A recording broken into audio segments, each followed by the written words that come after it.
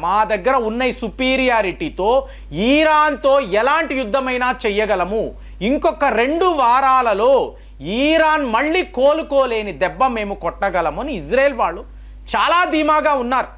మరి ఇరాన్ వాళ్ళు ఏమైనా తక్కువ తిన్నారా అంటే ఐరన్ డోమ్ ఫెయిల్ అవ్వడంతో బీభత్సమైన దాడులు కదా, మీకు రాకెట్ల వర్షము ఇరాన్ కురిపించారు, అంటే సమానంగా వెళుతున్నారు. ఇప్పుడు ఈ సమీకరణలో ఎవరు గెలుస్తారు అంటే ఇరాన్ వైపేమో చైనా, రష్యా వాళ్ళు చాలా సీక్రెట్గా ఏమేమి చెయ్యాలో ఇరాన్కి, వాళ్ళ మిత్ర దేశము కాబట్టి ఇరాన్కి సంబంధించిన ఎన్నో ఆయిల్ ఫీల్డ్స్ ఇవాళ రష్యా వాళ్ళు హ్యాండిల్ చేస్తున్నారు, చాలామందికి తెలియదు.